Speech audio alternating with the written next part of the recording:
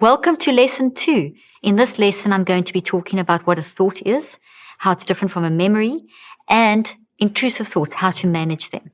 So intrusive thoughts can often feel like a volcano. And if you think of a volcano, it builds and builds and builds. It's dormant for a period, builds and builds, and then erupts, and all the hot lava destroys everything in the pathway. But when the lava cools down, it remineralizes the soil, and the grass grows back even greener than before. Eventually, a volcano will become extinct, and then it won't erupt anymore. Now, what's this analogy telling us about thoughts? An unmanaged thought will keep erupting like a volcano, destroying parts of our life. There is regrowth as the grass grows back even greener than before. We can learn from those things, but then if we don't sort out the volcano, we get triggered and the whole thing happens all over again. So when we talk about mind management and managing intrusive thoughts, we're talking about understanding that we need to get that volcano to become extinct. And eventually when a volcano is extinct, you can still see the shape of the volcano. Your story never goes away, but it's no longer erupting and triggering your life and creating this trauma and damage, etc., and all these damage to relationships and so on. You actually get to the point where you are controlling the triggers, and that would be like an extinct volcano. So you can still see the volcano, which is your story, because your story never changes. What's happened to you has happened to you, but you're changing your thoughts so that they play out differently into your future instead of being hot lava constantly in your life. So if you look inside the brain now, this is a neuron, the top of a neuron in the brain. The brain's got about 100 billion of these. And what we see from the latest research in psychoneurobiology is that physically inside the brain, our experiences get stored as thoughts. So the mind builds experiences into the brain, which I told you in the first lesson, and the way that they land up forming in the brain is in the form of a thought tree. It looks like a tree. So what you are looking at on the screen now is a thought, or a whole lot of thoughts that you have built with your mind into your brain in response to life. And these thoughts are made of actual physical proteins that have grouped together. So we talk about the magic trees of the mind, or the thought trees of the mind, because our thoughts do look like trees. And like a tree has roots and a trunk and branches, so your thoughts have roots, a trunk, and branches. And all the roots and the trunk and the branches are your memories. So thoughts are not the same as memories. Thoughts are made of memories. Now look back at the screen and you'll see the schematic again. Look at the top part of that tree. It looks like a Christmas tree. And you'll see a little label coming out called dendrites. Well, all those little branches on that Christmas tree type looking thing, which are called dendrites, those are the memories. So the whole thing is the thought, and the little branches called the dendrites are the memories. So one thought could be this. The easiest way to understand is this lesson would be a thought, or this quest, in fact. All these lessons on this quest on how to manage anxiety and depression would be the tree, one thought tree. And as I'm giving you information, you are growing more and more memories, the data, the branches on the tree. So the roots and the branches are the memories that cluster together to form the thought of this quest. So the name of this thought tree that you are building, going through these lessons, is on how to manage anxiety and depression. That's the name of the thought tree. And then all the detail that I'm giving you are the memories that you're building into the thought tree. Okay? So memories group together to form thought.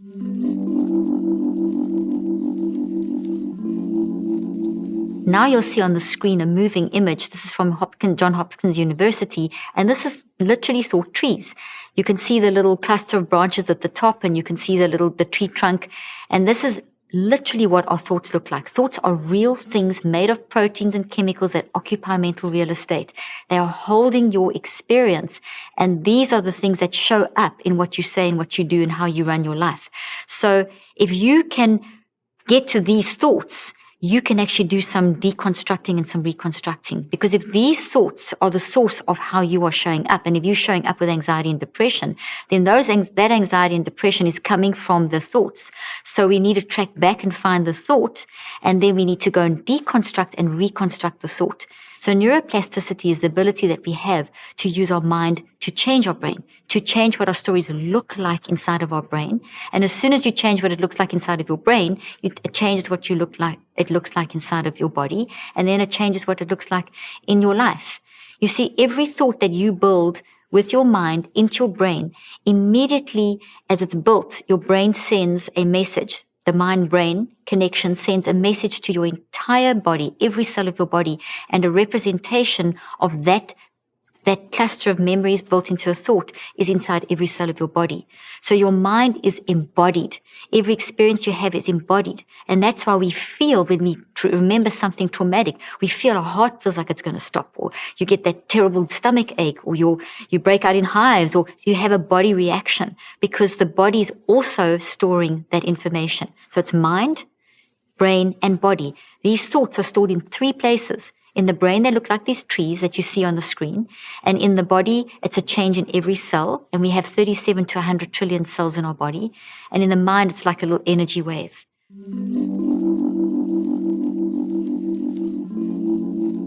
Here is a little pot plant, but it's a really good representation of what a thought looks like. This is literally what a thought looks like. All these little bits over here are the memories, but there's a root system inside here. So the root system is the origin or the source of the experience. So what happens is that right now, as I'm speaking, I am sending out all these energy waves, all the sound waves, electromagnetic light waves, and your mind is taking those, creating that fire in the brain and growing what I'm saying into little vibrations inside proteins in the root system. So the source of this thought that's growing in your brain about how to manage anxiety and depression, the source is me giving you the information. So that's the root system.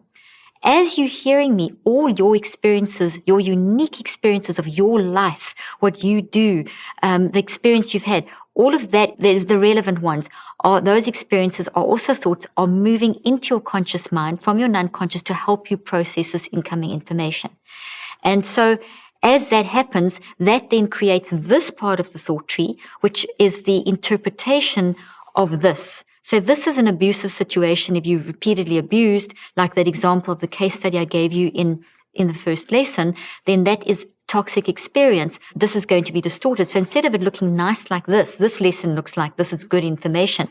An abuse would look like this. So here's now a toxic, distorted, very much alive, not a dead tree, a thought tree, very much alive, but the experience is toxic. So the source is toxic, and the processing is toxic, and the interpretation is toxic.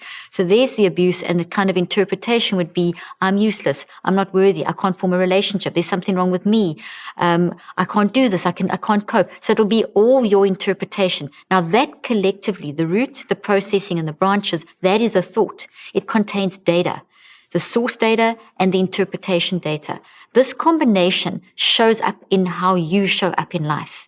So what you say, what you do, how you're functioning in life is because of these and these. So when we are triggered and something reminds us of this then comes up and it influences how we function. These are the healthy ones. This is triggered, this comes up. And obviously this is going to produce a good result. This is going to produce a toxic result. So intrusive thoughts are actually your new best friend, because intrusive thoughts are not just bad things, they're also the good things in life. And also not only are the intrusive thoughts toxic, they're not bad because when you become aware of an intrusive thought, you can manage them. You can actually do something about them. By suppressing them, they control you. But by you saying, okay, I recognize that this thought is coming up. This is coming from something. There's a root system. I can change this. This now becomes something that you have control over. Instead of this driving you and exploding constantly like the volcano image I showed you, you can actually say, hey, hang on. I see the volcano. I'm now going to do the work of recognizing what are those signals. How can I deconstruct and reconstruct this? When you do that, a big shift will happen. So when we deconstruct and reconstruct a thought, we're changing what it looks like so that the story becomes small and you can move forward. So intrusive thoughts are your new best friend because you can actually learn to control them. Enhancing thoughts are what I call insurance policies. So an enhancing thought is a good thought. So not only do you want to pay attention to the toxic thoughts and deconstruct and reconstruct them, but you also want to pay attention to these, the joy in life, a great relationship, a great dinner, a great conversation, a wonderful time at work, a joyful thought. Don't just gloss over those. Take time to actually pay attention to them. Neurocycle around them once you understand how to neurocycle. Because the more you pay attention and grow these, the more you actually release the natural resilience that is inside of you.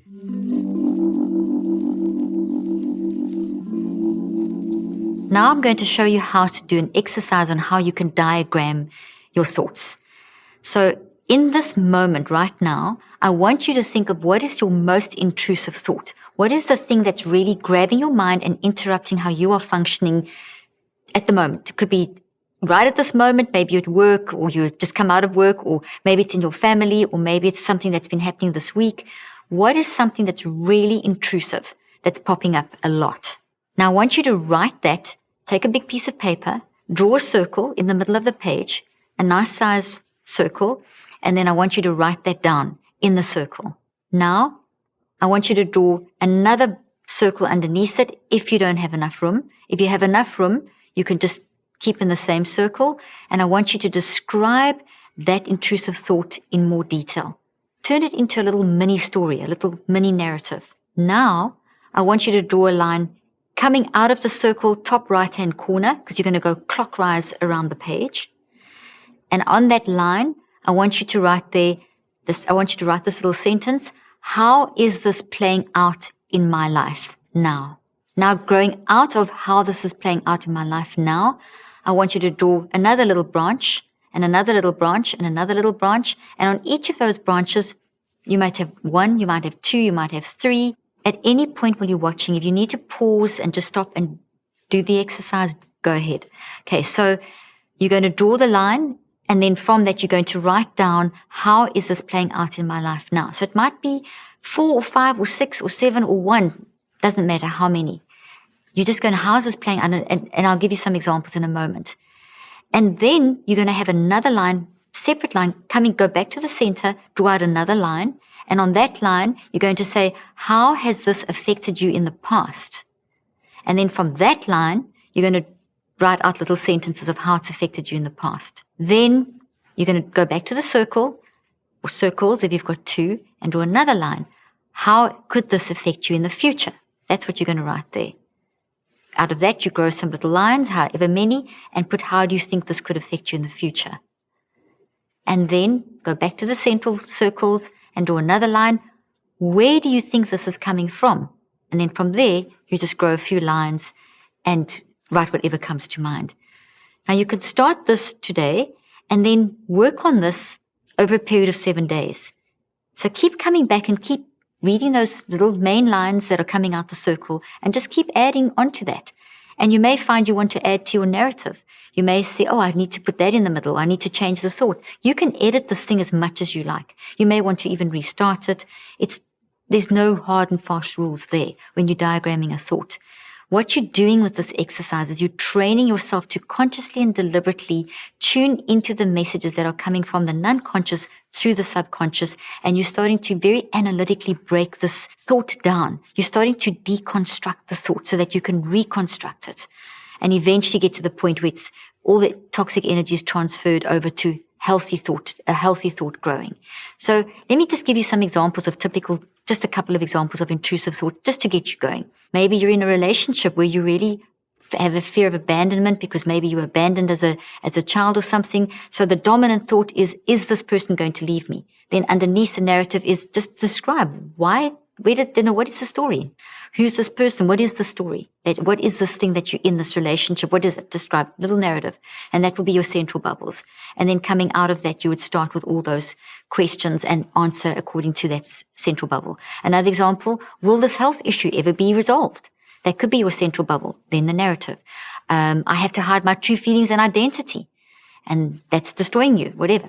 Right out. So there's always the main kind of name of the thought, and then you give the narrative, and then you start breaking that thought down. Last thing, I don't know what to do with this grief. So those are just some examples. So now what I'd like you to do, as I said, is take what we've done together today, and over the next 7 days, keep growing and keep building this. And then when I see you next time in lesson 3, we're going to talk about a key exercise and a key concept called the multiple perspective advantage, which is amazing in helping you as you start going into this process of diagramming trees, which is part of the neurocycle process.